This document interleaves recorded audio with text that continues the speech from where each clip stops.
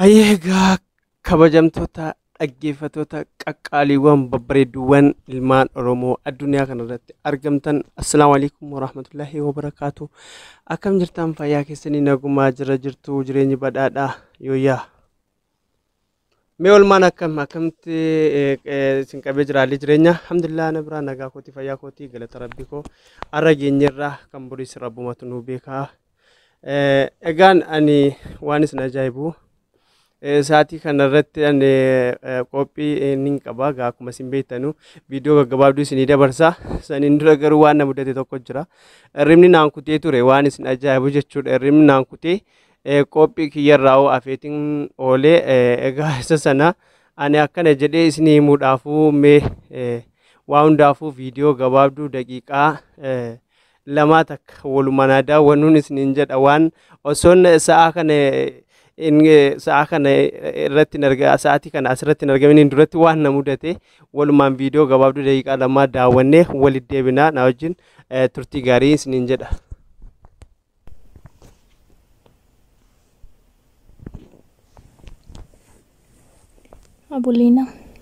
Abulina keesaatiin kee ga'e. Saatiin mee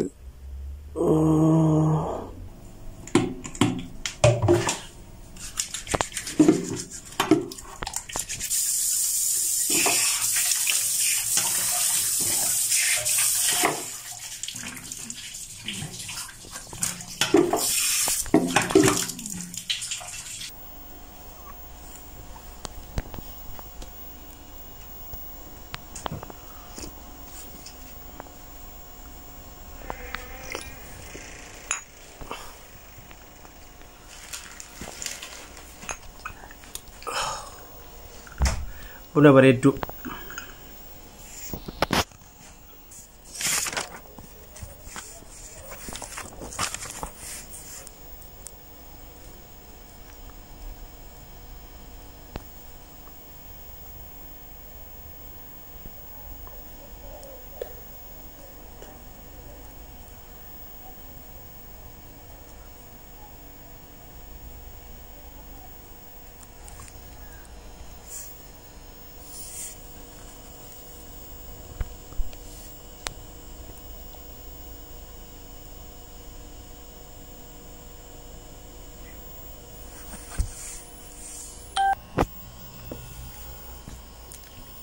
hojiin manaa hojjetame kana fakkaataa jechuudha. Maal fakkaata yoo jaallattan laayik godhaa.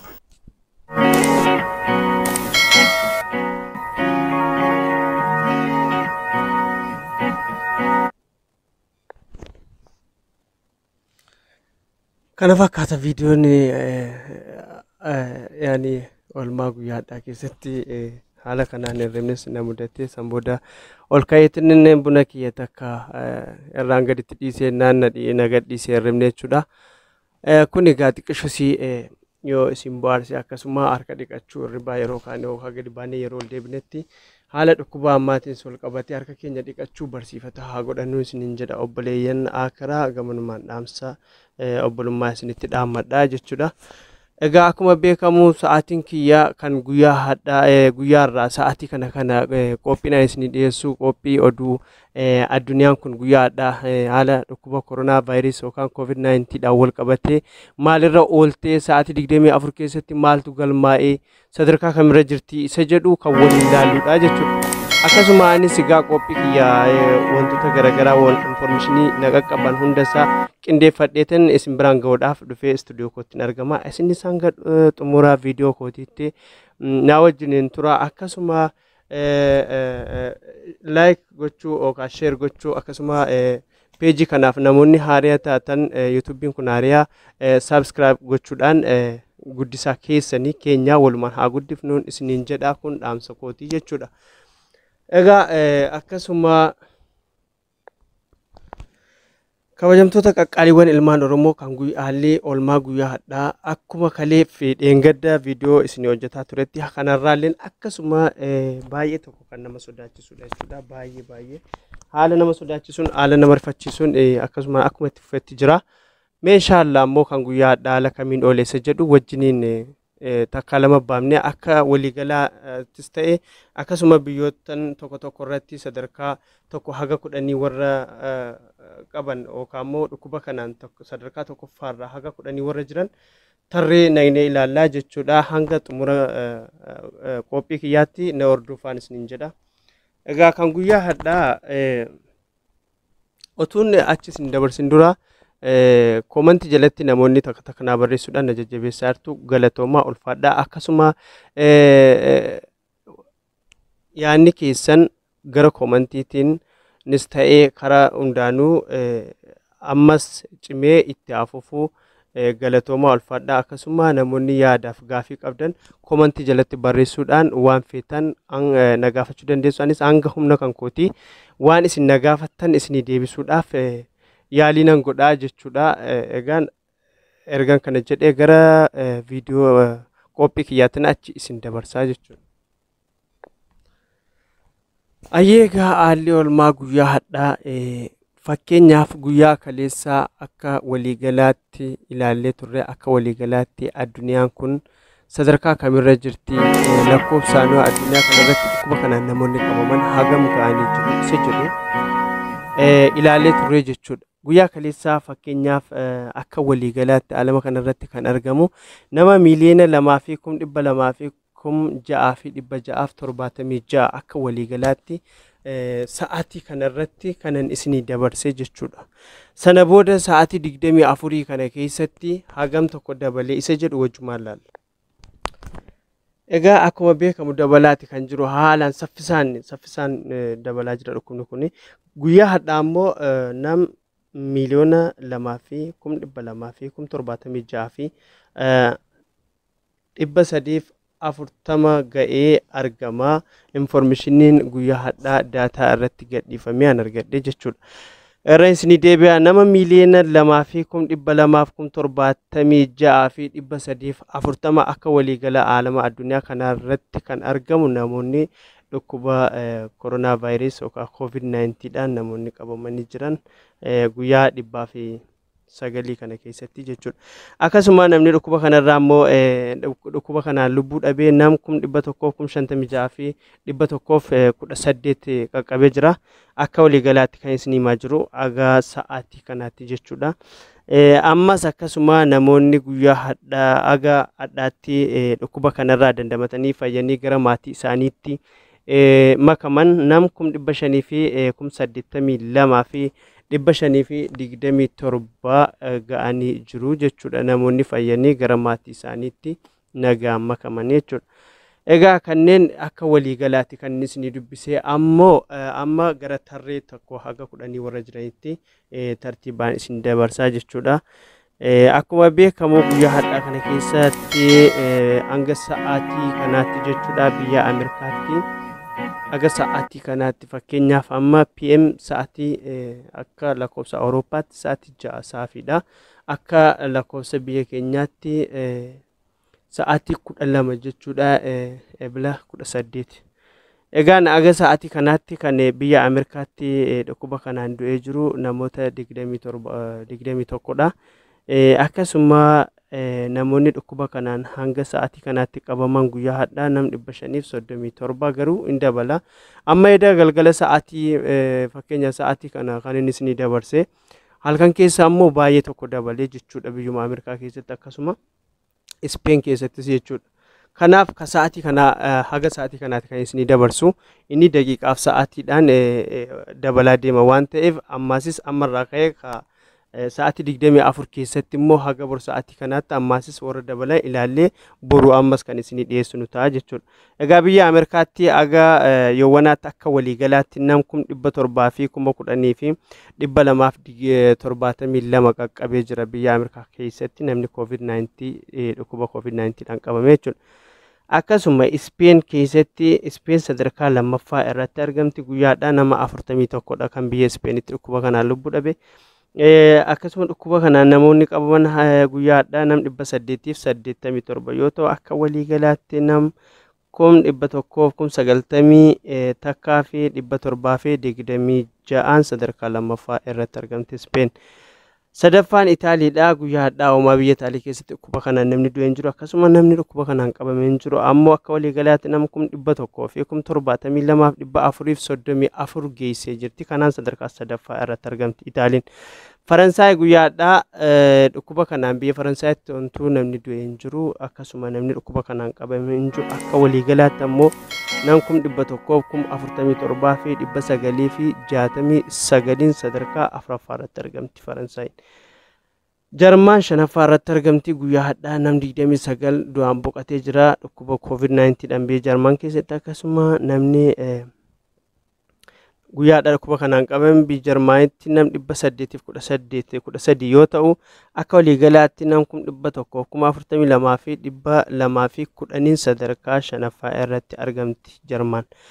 UK'n ja'affaa irratti argamti guyyaadhaa biyya UK akkuma beekamu waan isin ajaa'ibu biyya UK keessatti haalaan saffisaan dabalaa jira dhukkubni kun. Amma guyyaa 3-4 kanas akkuma isinitti himee baay'ee namoota baay'eedha kan guyyaarraa lubbuu dhabaaran dhukkuba kanaan biyya UK keessatti guyyaadhaa isa haaluma wal fakkaatuun namoota 888 dhukkuba kanaan lubbuu dhabanii jiru. Akkasuma namoonni 5,525 immoo dhukkuba kanaan guyyaadhaa qabamanii jiru jechuudha biyya UK keessatti. Akka waliigalaatti nam 114,217 sadarkaa ja'affaa irratti argamti UK'n. Chaayinaan sadarkaa 7 irratti kan argamtu guyyaadhaa biyya Chaayinaatti dhukkuba kanaan namni du'e hin jiru akkasuma nam 27 dhukkuba kanaan qabamanii jiru guyyaadhaa biyya Chaayinaatti. Akka waliigalaatti nam 82,719 sadarkaa 7ffaa irratti argamti jechuudha. Iraan sadarkaa 8ffaa irratti kan argamtu guyyaadhaa nam 73 du'aan boqotee jira dhukkuba kanaan akkasuma nam 100 fi 374 dhukkuba kanaan guyyaadhaa Iraan keessatti qabamanii jiru. Egaa Iraan sadarkaa 8ffaa irratti kan argamtu nam 80 fi 868 sadarkaa 8ffaa irratti argamti jechuudha. Turkiyaan guyyaadhaa uummatu biyya Turkii keessatti kan du'e hin jiru akkasuma kan dhukkuba kanaan galmaa'es hin jiru akka waliigalaatti nam 78 fi 546 ni sadarkaa 9ffaa irra jirti Turkiin. Biljeem sadarkaa 4ffaa irratti kan argamtu guyyaadhaa COVID-19 dhaan namoonni biyya Biljeem keessatti lubbuu dhaban nam 290 yoo ta'u guyyaadhaa nam 1,000 fi 45 ammoo galmaa'ee jira dhukkuba kanaan jechuudha qabamanii jiru. Egaa akka waliigalaatti nam 37 fi 100 fi 83 sadarkaa 10ffaa irratti argamti jechuudha Biljeem. Kunneen kanneen sadarkaa 1 haga 10 jiraniin isin biraan ga'ee amma ammoo kan biyya Arabaa kanattiin as isin dabarsa jechuudha. Isaan sanas gaggabaabsitan kan isin biraan ga'u ta'a jechuudha. Daqiiqaan kiyyas baay'ee fiigaa jira waan ta'eef gaggabaabsee kan biyya Arabaa isiniif dubbisee ka'eetiin akkasuma kan biyya keenyaatti achi isin dabarsaa. Na wajjin hanga viidiyoo kana xumura viidiyoo kanaatti na wajjin turtii gaarii. Kan biyya Arabaa kun egaa kan jalqaba kan Suudiiti kan ilaallu kan Suudii ta'a jechuudha. Saa'ud Arabiyaa keessatti guyyaadhaa namoonni 5 lubbuu dhabanii dhukkuba kanaan akkasuma namoota 1,132 guyyaadhaa biyya Saa'ud Arabiyaa keessatti dhukkuba COVID-19 dhaan qabamanii oolaniiru. Akka waliigalaatti nam 8,274 qaqqabdee jirti biyya Saa'ud Arabiyaa keessatti namoonni dhukkuba kanaan qabamanii jechuudha. Akkasuma Dubaa'iin nama guyyaadhaa uummatu Dubaa'ii keessatti dhukkuba kanaan namni du'e hin jiru akkasuma namni dhukkuba kanaan qabamee hin jiru akka waliigalaatti nam 6,302 irra jirti Dubaa'iin. Qatar guyyaa hadhaa nam tokkotu du'aan boqate akkasuma nam 345 dhukkuba kanaan qabame akka waliigalaatti 5,508 irra jirti. Bahareen nam 1,767 akka waliigalaatti jechuudha. Guyyaa hadhaa nam 27 dhukkuba kanaan qabamanii jiru. Akkasuma Kuwait keessatti nam 1,751 dhukkuba kanaan qabamanii jiru. Akkasuma guyyaa hadhaa kan deemaan jiru. Akkasuma kan dhukkuba kanaan qabaman illee hin jiran jechuudha. Omaani guyyaa hadhaa Omaa kan du'e hin jiru. Biyya Omaan keessatti kan dhukkuba kanaan qabame nam 1,111 nam 111 guyyaa hadhaa biyya Omaan keessatti dhukkuba kanaan qabamee jira. Akka waliigalaatti biyya Omaan keessatti nam 1,180 qaqqabanii jiranii jechuudha. Egaan kan biyya Arabaa gaggabaabsee kan innis niif galmeesse kana fakkaata. Amma kan biyya keenya kan biyya Afrikaatti achisin dabarsaa haga xumura viidiyoo kanaatti na hordofaa isiniin jedha. Anillee dhedheeressaa hin jiru maaliif akka viidiyoon yookaan daqiiqaa isinitti hin dheeressineedhaaf gaggabaabsee isinii dhiyeessuudhaaf yaaleetiin jira. Saniinuu daqiiqaan baay'ee tokko hin dhaabbatu. Kanaafuu ammallee gaggabaabsee isinii dabarsaa na hordofaa. Egaa kan biyya keenya jechuudha kan Afrikaa Egypti irraa waan isin eegalee guyyaa hadhaa biyya Egypti keessatti namuu kan dhukkuba kanaan du'e hin jiru. Akkasuma namni guyyaa hadhaa qabamee hin jiru. Garuu akka waliigalaatti nam 2,844 irra jirti. Suudaan nam guyyaa hadhaa nam 4 biyya Suudaan keessatti du'aan boqateera dhukkuba kanaan. Akkasuma guyyaa hadhaa nam 33 irratti argamee jira.